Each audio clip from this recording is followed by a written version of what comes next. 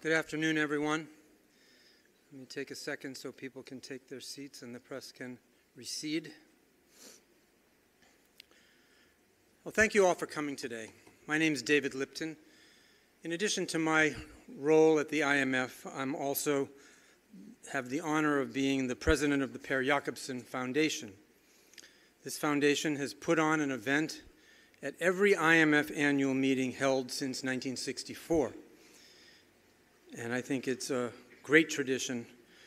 And by the attendance we have here today, I can see that you're as excited as I am about the panel that we're going to witness today. Guillermo Ortiz, who's the foundation's chairman, is unable to be here and sends his regrets. I want to thank all the folks at the IMF who've made this possible. Kate Langdon, the vice president and secretary of our foundation, and a deputy director in our communications department, and her people who've put the event together. Today's discussion centers on the question, is there a new orthodoxy for monetary policy? This gives us an opportunity to gain insights from some of the key central bankers here in Asia. They're going to talk about the longer-term challenges facing central banks in carrying out monetary policy, a subject that we've all been discussing here this week. So let me introduce our panelists, starting closest to me, Ravi Menon, Managing Director of the Monetary Authority of Singapore, Veritai Santibahub, Governor of the Central Bank of Thailand, Peri Warjio, Governor of the Bank of Indonesia, and Shamsia Yunus, Governor of the Bank Negara Malaysia. Ravi, we're in your hands. We look forward to a wonderful discussion.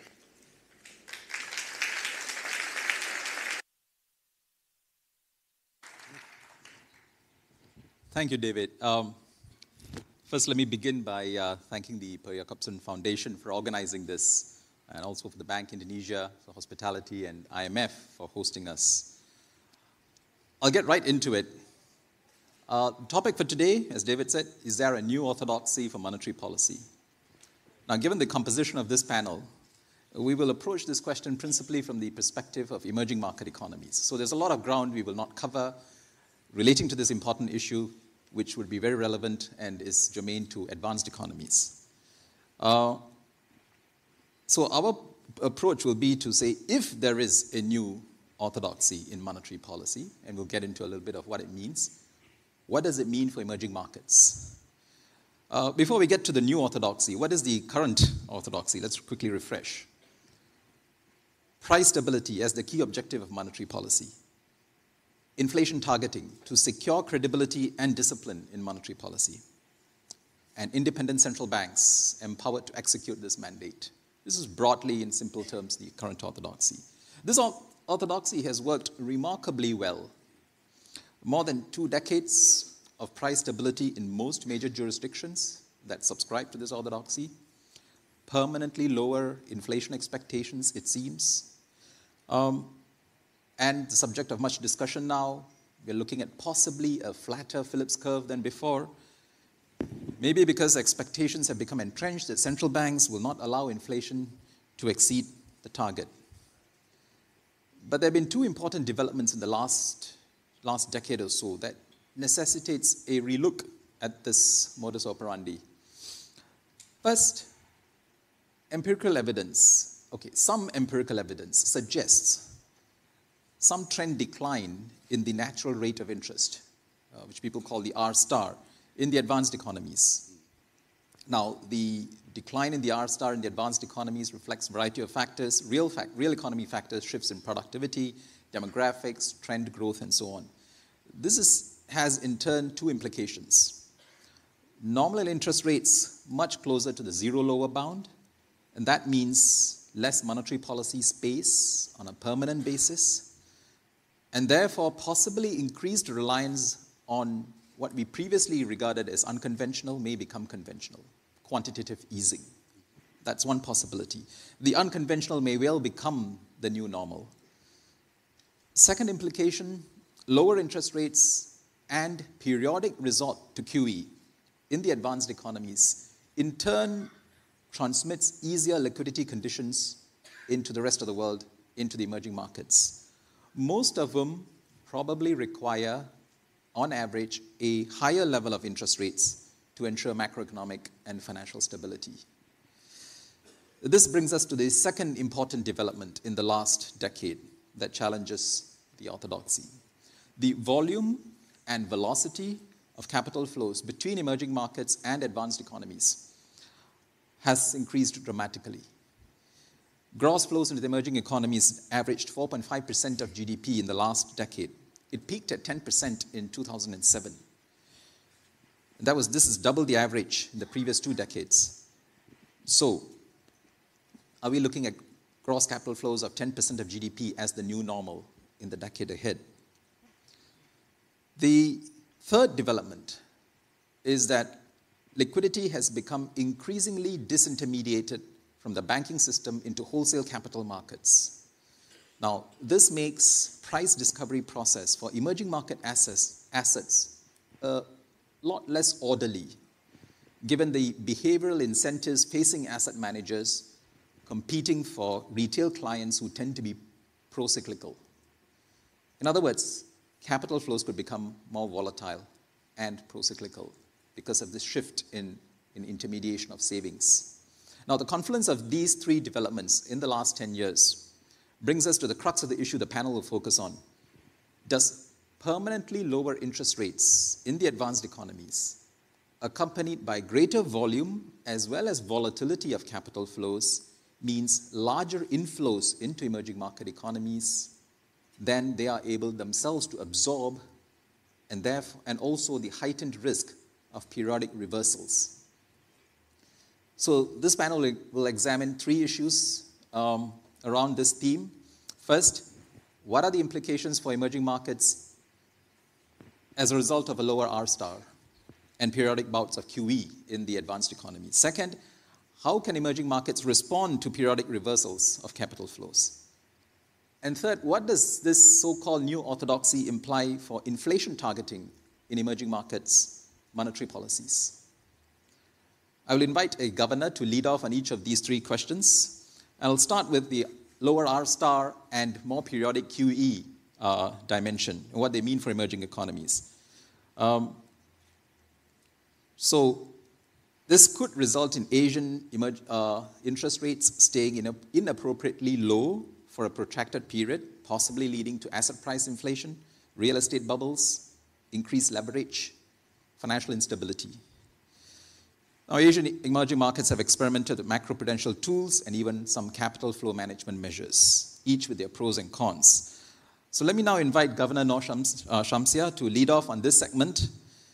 When you're faced with low global interest rates and large capital inflows, what do you do with your own domestic interest rates? Do you allow the domestic interest rates to fall in line? Or if you want to keep them, then how do you implement macroprudential policy measures to deal with the situation? And how do you choose between various types of macroprudential tools?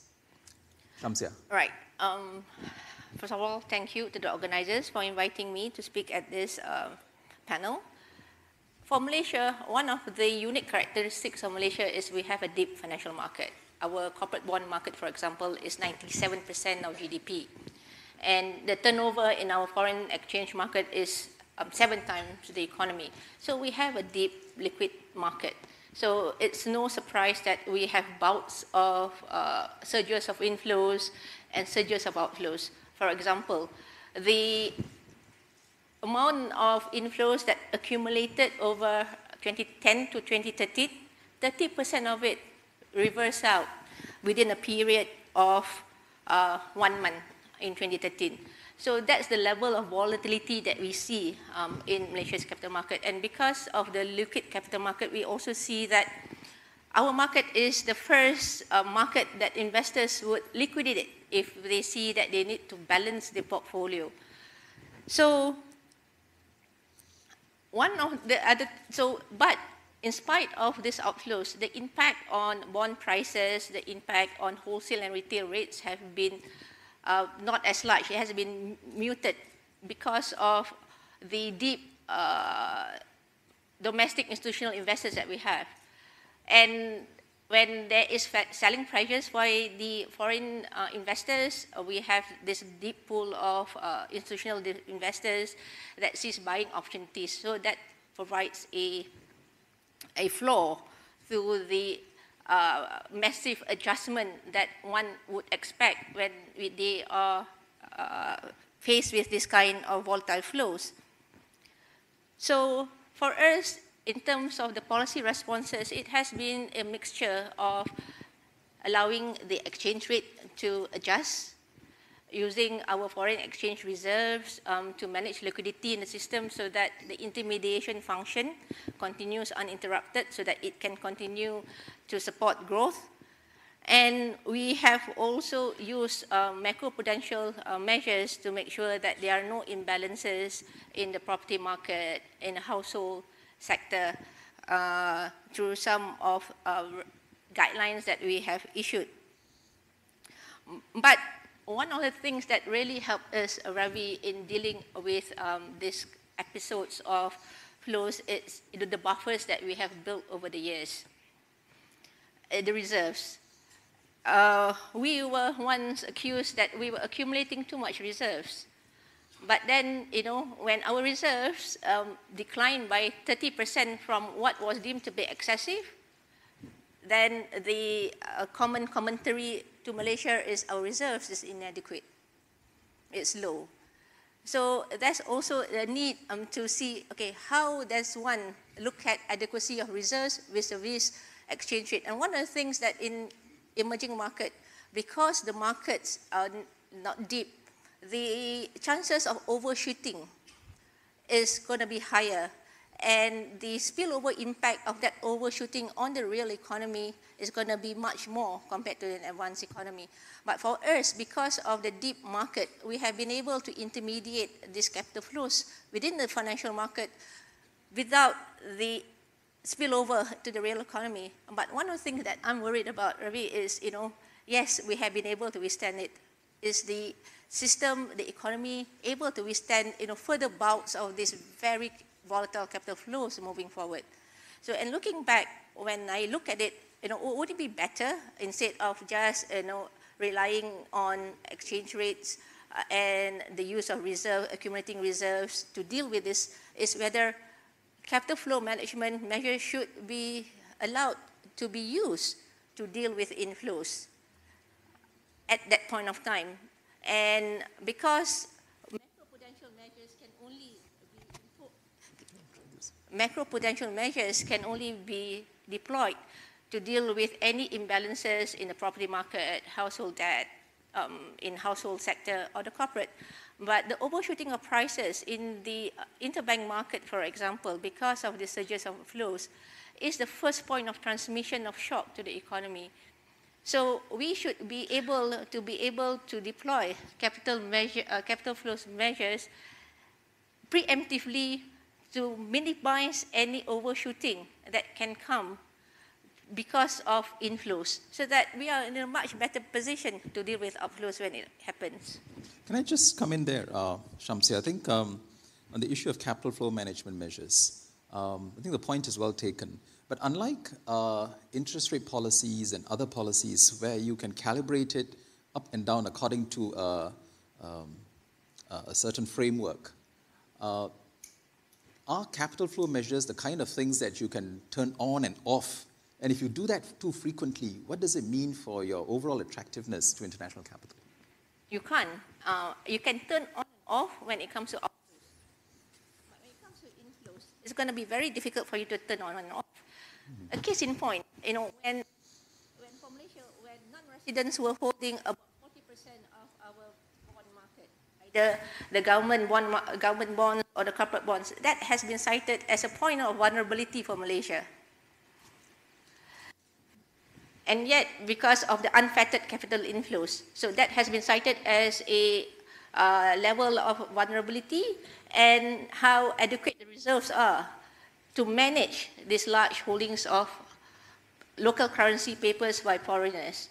So that's also, this concern, and we need then, yes, calibrating what would be the optimum number or proportion of non-resident holders of your papers is going to be a tough job. but it's something that, for us, you can never be precise in macroprudential. The stance that we have always taken in Malaysia is always gradualism.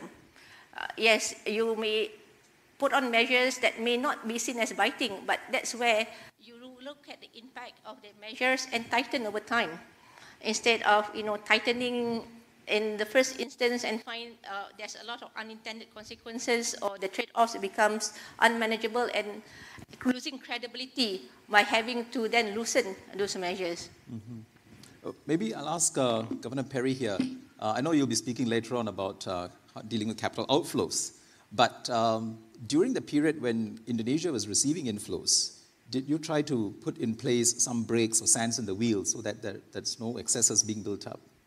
And do they work? Yeah. Well, we have to be careful where actually capital flows management and macroprudential policy be in place. First, we have to come back the basic framework of monetary policy and open, economy, like most emerging economy. How we implement flexible inflation targeting to address the trilemma of open monetary policy, responding through interest rate, flexible exchange rate, as well as how much capital flows, which is fitted to the domestic economy. That should be the basic of the open monetary policy and emerging economy, which is actually flexible inflation targeting is all about.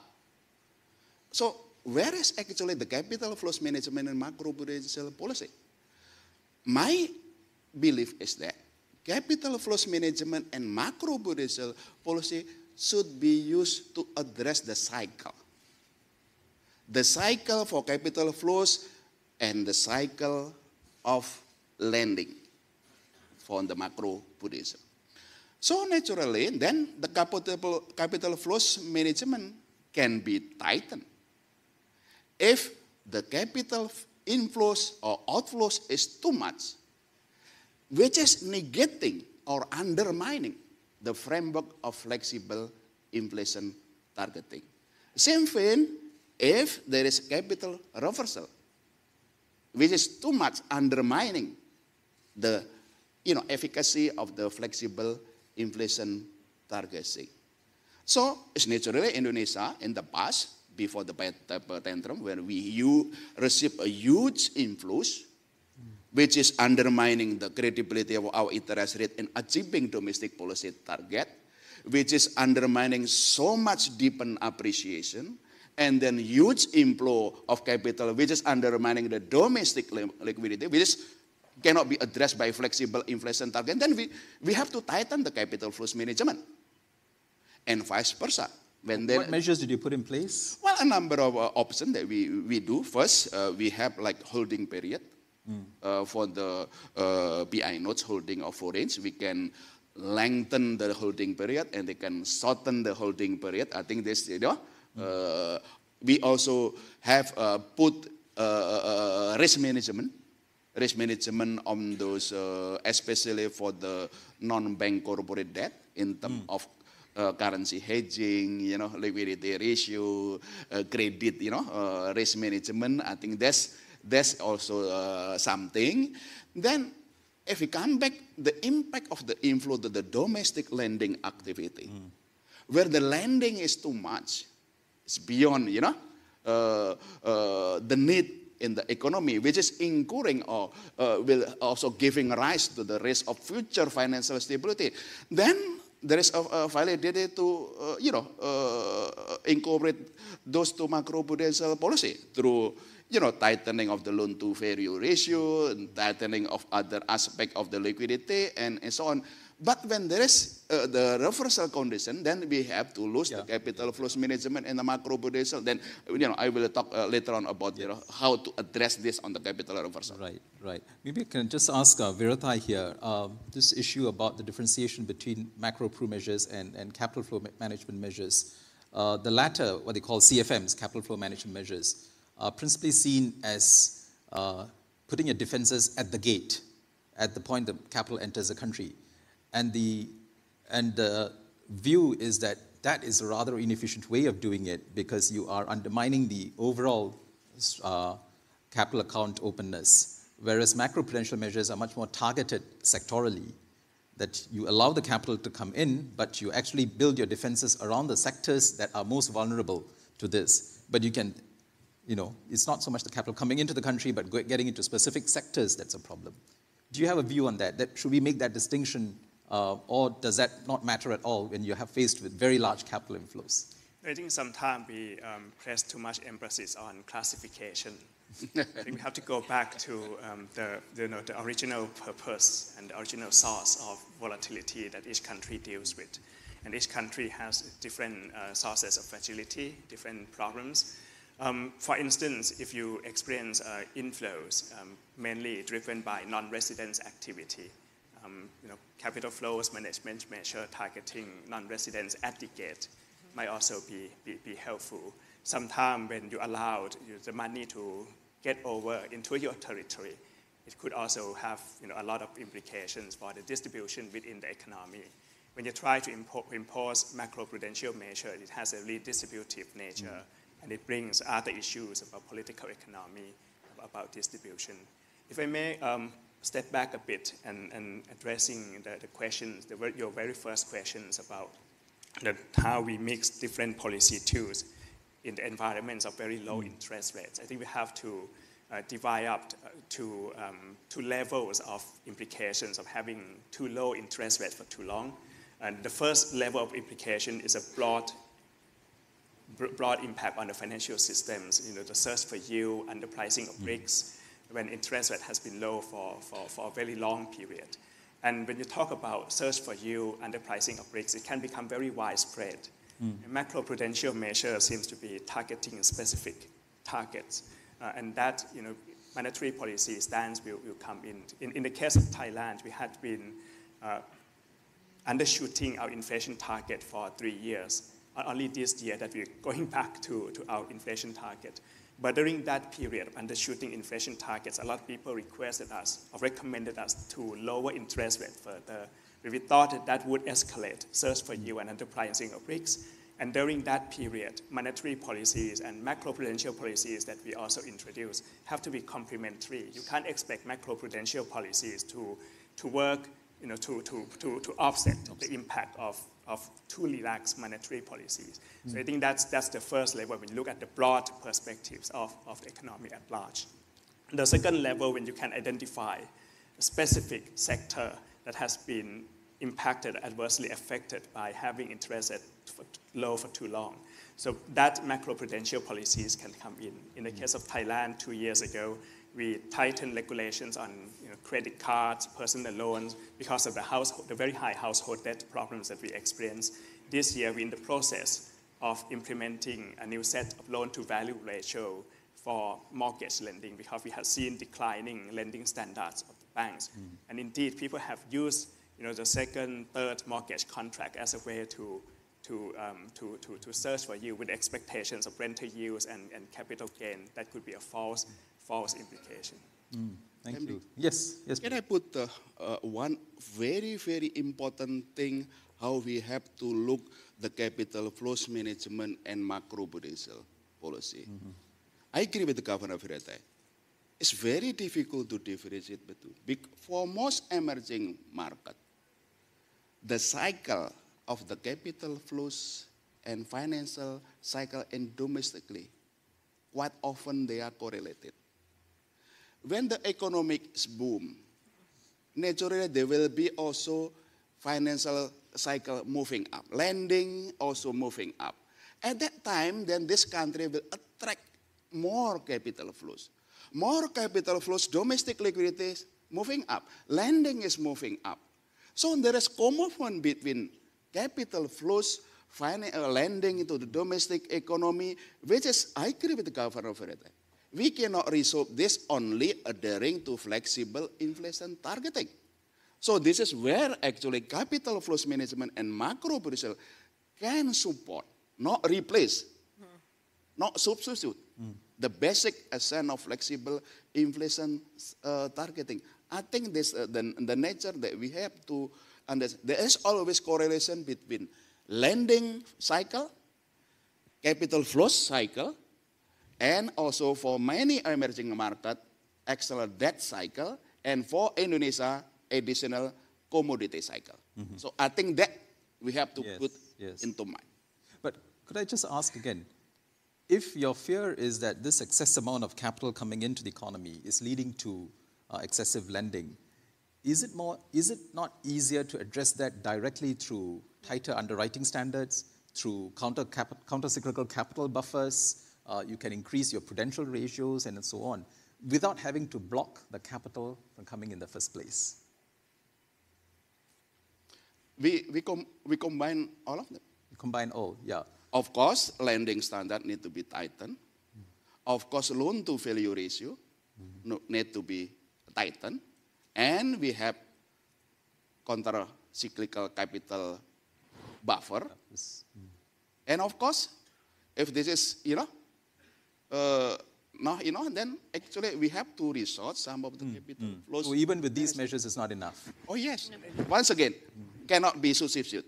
The basic framework must be discipline. That's an important point. Verthai, you want to? I think I just want to pick up on one very important word that Governor Perry talked about, is ability of countries to mix different policy tools, a combination of policy tools. I think the word combination is very, very important. And that would depend very much on the issues and the problems that each country is experiencing. In the case of Thailand, we attracted a substantial amount of capital inflows. To some extent, the baht had been perceived as a safe haven currencies among emerging markets. So we saw a lot of foreigners, foreign activities, placing excess liquidity in the Thai market. And that put a lot of pressures on the exchange rate. So we had to experiment with some unconventional monetary policy tools as well. We did allow for almost a year to have the bond yield going below our policy rate. Our policy rate has always been very low at 1.5%. But there was a period that we had to adjust the amount of bonds that we auctioned, Bank of Thailand bond, so that we would deter or would disincentivize foreign residents for placing excess liquidity in the Thai market. I think, if I may add, one of the things that emerging markets have always been, the likes of the IMF have always advised the emerging markets is that when you liberalize your capital account, you do it gradually. You do it in a manner that is in line with your own economic development and financial development. And in most of the cases, it's going to be a managed capital account liberalization. But when it happens, now one of the unintended consequences of that is there will be arbitrage opportunities for the players in the offshore market. And when you have offshore markets developing in your currency, the risk of contagion from that offshore market onto the onshore market in terms of price discovery is also a risk that needs to be managed. And macroprudential tools to manage that kind of contagion risk, it may not be yielding the results that you want in terms of minimizing the contagion. So capital flow would be the measure that you want to impose to minimize this contagion risk. And that was what we did in 2016, so that the exchange rate is determined by flows, trade and investment flows in the country, instead of the price discovery being affected by what happened in the offshore market. That's much more speculative, that results in misalignment in pricing of assets in your country and your exchange rate. Thank you. That was very interesting. We could go on this. You get emerging market economy central bankers together. They can go on capital flows. But still on capital flows, but reversals now. We spoke earlier about the inflows from low R star and QE. Second issue, which is what we're facing right now, in a sense, and we probably will in future again with monetary policy changes.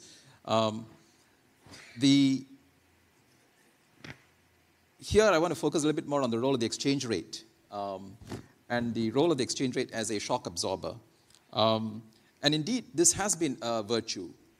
If you look at the post-Asian financial crisis era and so on, one of the reasons why emerging Asia is holding up better is because the exchange rates are a lot more flexible. Some of the pressure from the flows in and out have been absorbed by exchange rates. And so that is working as it should. But at the same time, very large and abrupt movements in exchange rates can be destabilizing. And here is where the central banks in the region have been usefully employing their balance sheets to intervene and smooth out extreme currency fluctuations. This means FX reserves should be allowed to rise during periods of inflows and the buffers built and brought down during periods of outflows. And this is what I think Jeff Frankel calls systematic managed floating. And so when you're faced with persistent capital outflows, about roughly half of the FX market pressure is absorbed by exchange rate depreciation, and the other half is absorbed by drawing down foreign reserves to keep the exchange rate to prevent it from depreciating too much. So let me invite Governor Per Jacobsson to lead off this segment.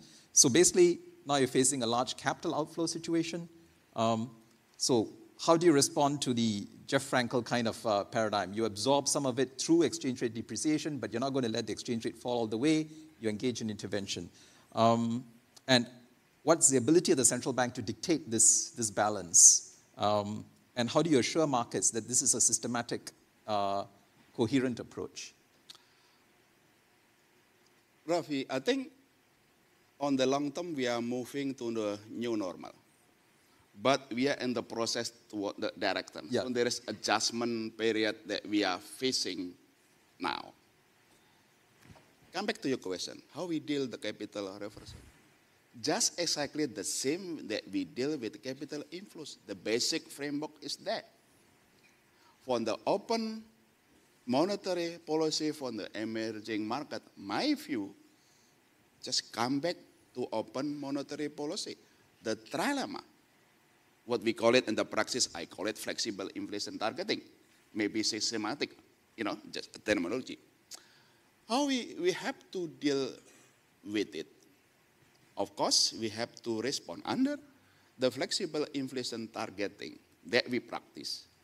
We determine the interest rate, of course, to achieve domestic price stability, taking into account the interest rate differential. Because we are small, open economy. In Indonesia, our inflation 3.2% last month, 3.4% end of this year, 3.6% next year, which is well within our target 3.5%. So there is no need for responding interest rate for domestic price stability. But because of interest rate differential, this is actually why we have to respond on the interest rate, not because of domestic price stability, but to maintain the interest rate parity on the real, on the nominal, cover, and uncover. This is what we responding to 150 basis point our policy rate increase. Not, once again, domestic price stability, but to maintain the interest rate differential. That's one. Second, the flexible exchange rate. Yes, we adopt flexible exchange rate. We're not targeting the level of exchange rate. Our exchange rate is based on market mechanism. But adjustment to what the new normal, so much volatility on the exchange rate, which is beyond the fundamental. How can you explain rupiah movement with the fundamental? Do we just let based on the market mechanism? No. Some of the flexibility we have to absorb to the flexible exchange rate, but there is also episode when the huge reversal, then this is actually the intervention needed. In Indonesia, we intervene in the both FX market and purchasing government bond from the secondary because Indonesia, the two are co-movement together. Once again, we're not targeting the exchange rate, but to ensure, and to mitigate the panic, the irrationality of the market-based movement of the exchange rate. Then the question, of course, the third dot on the open monetary policy and how much, foreign exchange reserve, capital flows, that's the thing. Yes, come back to capital flows management. When there is huge inflows, then naturally our foreign exchange reserve increases. And where is capital reversal? This is where the time we use foreign exchange reserve. Then we have to access the adequacy of foreign exchange reserve. Indonesia now, we have 113 billion US dollar. I think it's more than enough. If you use, for example, IMF parametric, adequacy of reserve asset, 113 billion US dollar is about 15% more than, enough under IMF parametric. Remember, IMF parametric has already incorporated the months of import payment, the debt service payment, as well as insurance risk against capital. So this is actually, of course, this is delicate. It's, we have to calibrate. One last point, MD.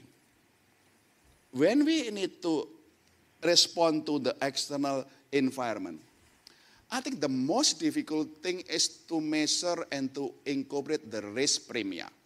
Not about the future or the direction of global interest rate vis-a-vis Fed, because we can assign probability how much the Fed increase, 25 basis points of this year, probably 2 or 3 times next year, 2 times 20. I think we can conclude. But the risk premia is very difficult to incorporate in policy. Why? Because risk premia responding to geopolitical, responding to trade tension. I think that's how can the governor or central bank responding to this trade tension, responding to market reaction to the Twitter. That's, I think, pricing the risk premia into calibrating the interest rate parity on the cover and cover. This is, I think, the exercises that why central bank now becoming more frequent in calibrating the policy and need to respond to adapt and adjust. I think that. Good. Shamsia, Okay. Perry spoke about reserve adequacy. How much reserves do you need? All right. In looking at the adequacy of reserves, we also have to understand the system that the country has. You have, on one end, a system where all the reserves are centralized. And you have a system where all the reserves are centralized, it's much more easier for you to look at the adequacy of reserves. But when the reserves are also decentralized, where part of the reserves are held by the commercial banks or the corporate sector, so the adequacy of reserve at the national level should be seen through different lenses. And understanding where the reserves are being held in the economy as a whole, not just by the central bank. And that also makes it important for you to understand the components of short-term external debt. To what extent the short-term external debt, for example, in Malaysia's case, amount due to related companies within the banking group for funding purposes, because we have a sizable amount of foreign banks in Malaysia, and part of the funding not just comes from the domestic market, part of the funding comes from the parent banks to support the subsidiaries in Malaysia, and that is also counted as external debt, short-term external debt. Or, we also have domestic banks that are also regional banks, and they practice centralization of liquidity. So part of the short-term external debt amount due to the related company. So when you look at the adequacy of reserve, it's very important for us to go beyond the headline numbers, understanding the kind of structure that the country has, whether it's a centralized or decentralized reserves, and also decomposing the short-term external debt and really understanding which are the components of the debt that will be a claim on reserves. And going back to your earlier question as to how do we calibrate between allowing the outflows, the impact of the outflows to be adjusted through exchange rate or through the use of reserves. For us, the use of reserve is to normalize the amount of liquidity in the system, where the outflows can result in an abrupt draining of liquidity that can affect the intermediation.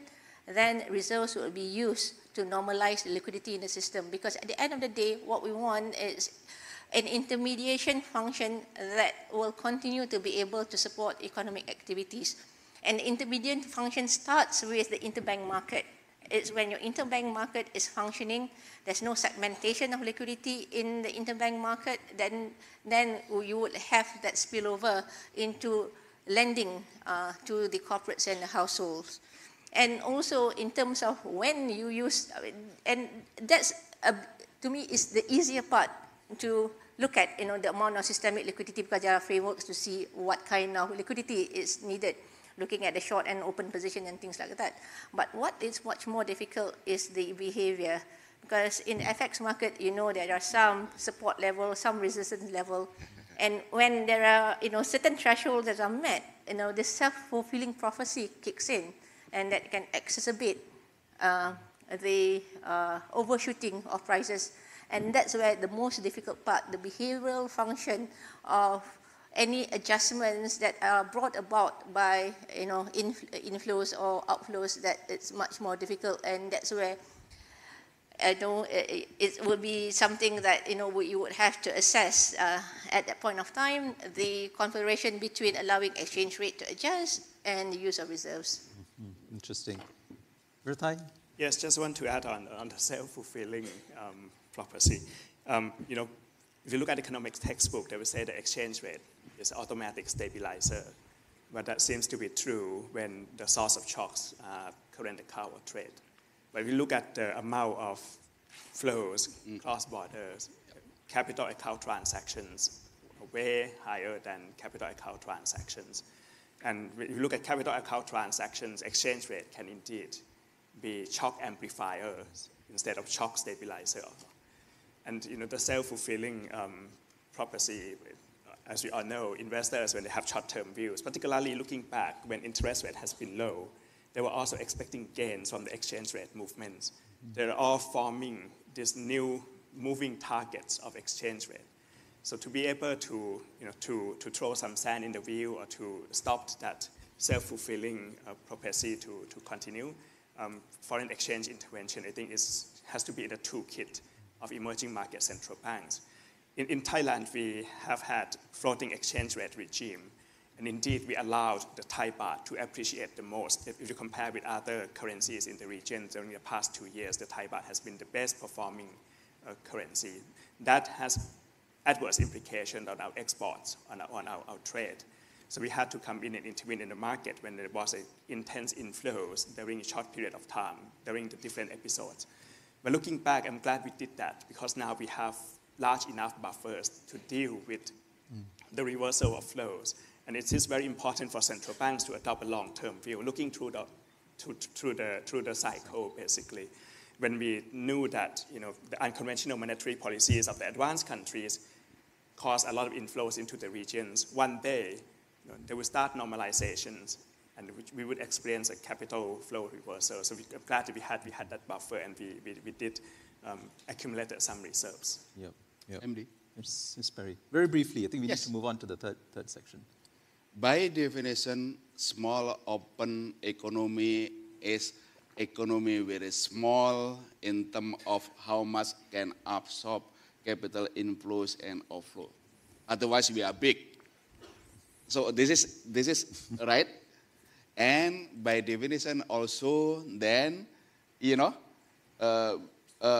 because we are opting, come back to your adjustment, to the new normal when we receive a huge inflow and then now normalization, some reversal, and then, the exchange rate flexibility always continue to be adopted, but it's not panacea. There is a time where we have to reserve the right to intervene, not to target, not to achieve certain level, but to smooth out the adjustment process.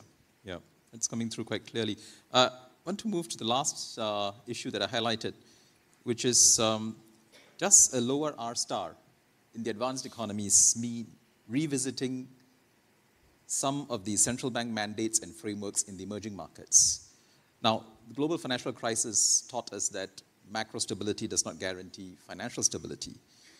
And what happened during the Great Moderation was that the moderation masked the protracted buildup of financial imbalances and vulnerabilities in the system until they were exposed by the crisis. In other words, the interest rate that was probably appropriate for price stability may have been too low for financial stability. So this is a dilemma that central bankers have started to talk about. But does this mean that monetary policy has to take into account financial stability as well as price stability? Jeremy Stein has argued, and I think it's very famously said, that monetary policy is fundamentally in the business of altering risk premiums. And this is the primary channel in which monetary policy affects financial stability, by changing risk premiums. The question then is, should monetary policy do something about it? Recognizing the channel is one thing, but explicitly using monetary policy to secure financial stability is quite a different question altogether. I want to invite Governor Virathai to lead off on this segment. Should the central bank be given an explicit mandate for financial stability alongside price stability? And then how do you do this? How do you juggle these two objectives with monetary policy? Or does it mean a departure from strict inflation targeting and moving into something that's a bit more flexible? Now, does that pose credibility issues? If I may switch your question a bit, if there is a financial crisis or financial instability, who will get most of the blame? It's the central banks. We can't avoid the fact that the society expects us to take care of financial stability. And I'll come back to how that should be incorporated into the monetary policy framework later on. But if I were to expand your question a bit, we discussed on one of the changes that has occurred is the declining R star. In addition to the declining R stars, we have also seen huge movements towards globalizations of trade and finance. Globalization of finance is easily understood now. A problem anywhere could become a problem everywhere. Look at what happened during the past 2-3 days in the stock market. Globalization of trade, if you look at the trade production process that has been unbundled and distributed across countries. If I understand correctly, global value chain account for more than half of global trade in value-added terms. And if you look at the world trade to GDP, it's near historical high. So the globalization of trade and finance will definitely have implications for monetary policy framework through inflationary pressure. The second aspect that we should highlight is the rise in debt. I mean, the last decade, we have accumulated lots of debt. If you look at the size of debt, the stock of debt is about 300% of global GDP. That's the historical high. And it has become general phenomenon in all countries, but the composition can be different. In certain countries could be accumulations of public debt, in certain countries could be corporate debt, in certain countries could be household debt. So when we take into account all these changing trends, declining R star, markedly increasing debt, and globalization of trade and finance, what are the implications for monetary policy framework? Firstly, the inflation process has changed, and it's a question for all central banks now. Inflation tends to be on the lower bound of the target range. And another important factor is that external factors have been much more influential in determining domestic inflationary process. There was a research done by OECD. If you look at how the inflation in OECD countries have developed, a common external factor could account for up to 70% of inflationary developments in OECD countries. Inflationary pressure, the pressure now is more on the low and the downward side as opposed to the upper end. And obviously, the technology advancement has also helped contribute to that. The second challenge that central banks will face in the new environment is financial fragility has increased over time, increasing leverage as a result of debt, cross-border spillovers, and as we discussed earlier, exchange rate could be shock amplifier as opposed to shock stabilizer. And the third challenge that we have to recognize is the fact that policy space has been much reduced. Fiscal policy space as well as monetary policy space. So with all these challenges in mind and the changing trends that I discussed earlier, what would be the implications for monetary policy framework? I think most importantly, inflation targeting is still very important, and I think it's the best framework that we have now. But inflation targeting should become more flexible. We have adopted what we call the flexible inflation targeting framework in Thailand. It could be more flexible in the sense of the range of the target could become wider. The horizon that we expect inflation to come back to the target could also become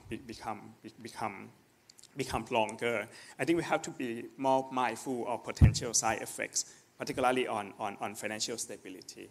And a policy is like leaning against the wind could help address that concerns.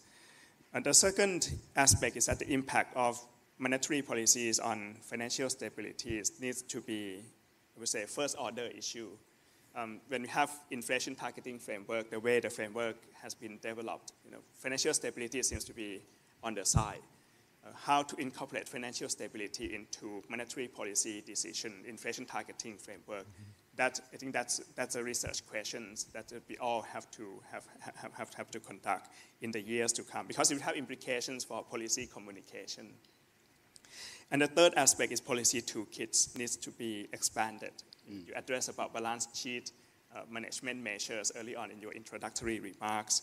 Obviously, there's some side effects, but when policy spares looking at the interest rate that has been very low, we might have to think more about balance sheet management policies, capital flow management measures, macro-prudential exchange rate interventions. Combinations of policies will be key. Central banks should have the flexibility to mix and match different policy tools. Mm-hmm. Thank you. Perry, tell us, what is flexible inflation targeting? First, your question. Do central bank have mandate of financial stability? The answer, definitely yes. How's the word? The word is achieving price stability and promoting financial stability. This, the bridge. 3 points.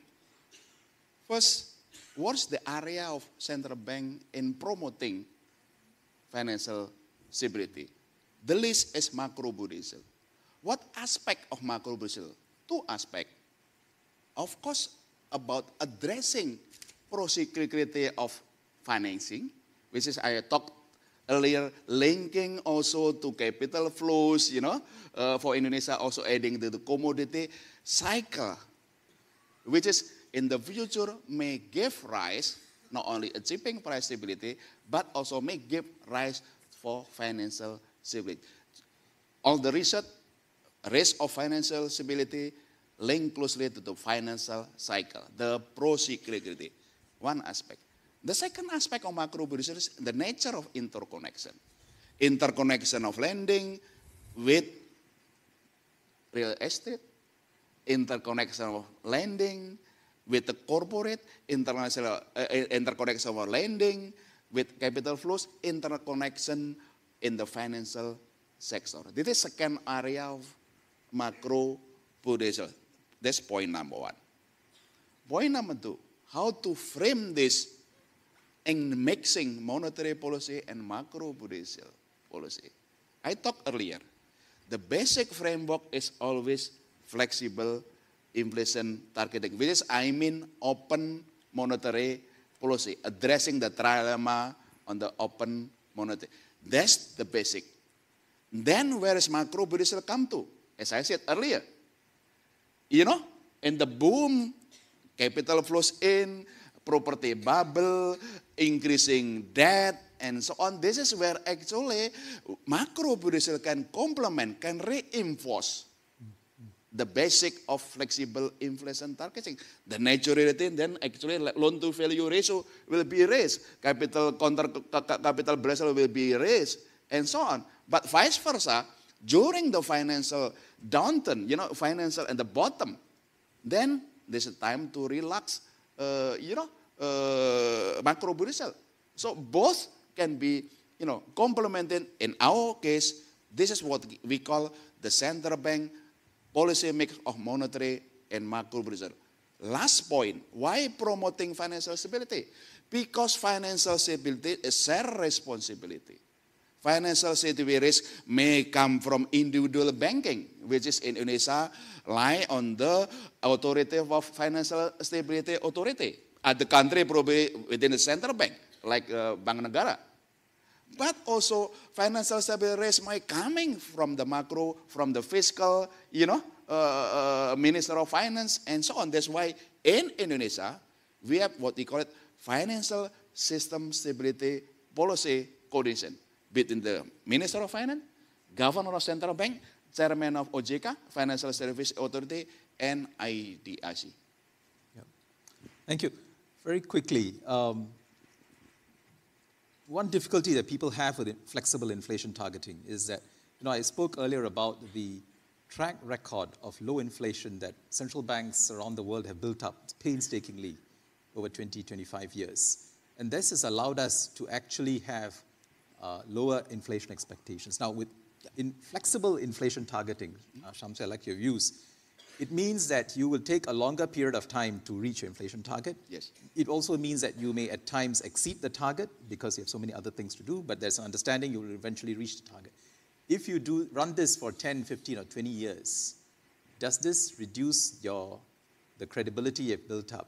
Does this lead to a rise in average inflation expectations because people know the central bank is going to now accommodate departures from the target? Does it create a new set of problems? I think you're asking the wrong person because Malaysia, as you know, we never subscribe to any policy orthodoxy. So we don't believe in inflation targeting. So when we look at how to set monetary policy, we look at the balance of risk to price stability, anchoring inflationary expectation, and the balance of risk to growth. And that's how we calibrate our monetary policy. Because at the end of the day, we view price stability is not an end in itself, it's a means to an end. Similarly, financial stability is not an end in itself, it's a means to an end. And what's the end that we strive to achieve? It's sustainable growth and continued prosperity of the public. So that's how we look at monetary policy. And for you to be able to look at the balance of risk to growth and the balance of risk to price, then that's where having a sound surveillance framework, analytical capabilities and frameworks are going to be important. So I'm afraid, Okay. It's fair enough, but that's a good answer in itself. The absence of a framework has also helped. Malaysia's inflation record is not a bad one over the long term. We've actually run out of time, but I thought it would be a pity if we left without taking at least one question from the audience. So maybe at this point I'll just open this up to see if there's any pressing question that anybody wants to raise. No? Panelists? Good? No? Okay, Tobias. Yes, Tobias. So, suppose you have 100 billion of reserves that you're willing to spend to lean against outflows. How do you decide how quickly to spend those 100 billions? Like, what is you have to have some notion of the persistence, the duration, and the possible, severity of the outflows. So how do you calibrate that? Like, how do you decide whether to spend 5 billion or 10 billion or 20 billion a month, given that you have 100 billion? Anyone? You want me to start with? Go ahead, if you're ready. Well, Tobias, as I said, we continue adhering the 3 dots, in responding the unprecedented global spillover. Once again, it's not because Indonesia, economic is not good. Everything is good in Indonesia. You cannot complain. Everything is good. In terms of growth, inflation, banking, everything is good. Then, come back to your question. Then we have to always calibrate. We will respond to interest rate. We say respond to the flexible exchange rate. And thereby, then, some of them we use the foreign exchange reserve. Hoping, and of course, I'm very glad coming from this annual meeting. Something, more shiny in the winter, will come up. Clarity of U.S. monetary policy already come up. Some resolution of the trade tension, risk premia, will be lower, and then actually, then we can celebrate after that. Thank you. Verthai? No, I'm not. Sorry, I'm not responding to Tobias' questions. I just want to address the last questions that you asked, Shamsia. whether there would be any conflicting Yes, objectives yes. on inflation target. When I talk about flexible inflation targeting, I was coming from the new environment that we will see. The fact that inflationary pressure is declining and tends to be on the low side. So it's not as pressing to get inflation up back to the target range. And when you want to bring up inflation and pumping liquidity into the system, there's a conflicting objectives on maintaining financial stability. But definitely, if there's an inflationary pressure to go beyond the target, that's the primary objective of monetary policies that central banks need to adhere Right, to. thank Agree. Good. Amsa? It's an art, not a science. So first of all, you will look at to what extent 100 billion represents the amount of net drain of liquidity in the system, and to what extent it will lead to disruptions. So if that 100 billion will to lead to a massive drain of liquidity that will lead to disruptions or the rates overshooting, then I would deploy foreign exchange reserves. Again, how much I would use will also be constrained about the traders' mentality, where they see the support and resistance levels are that will exacerbate the overshooting, perhaps, and also be mindful of, unfortunately, of some of the headline ratios that rating agencies and others are looking at, the adequacy of your reserves against short-term debt. So it's a confluence of all these factors that will determine on a day-to-day basis to what extent you will allow the exchange rate to adjust, to what extent you use your reserves. So, Okay, we've really run out of time, but this has been a good discussion. And just by way of closing, few quick points.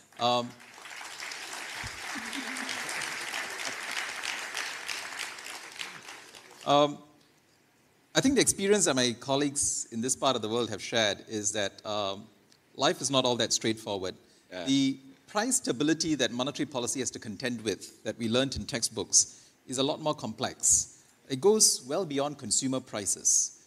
And that's the orthodoxy that was built up over the last 20 years. Yes. And there are two other prices that are very important. Asset prices, which we spoke about earlier, and the exchange rate, which is actually the price of foreign currency.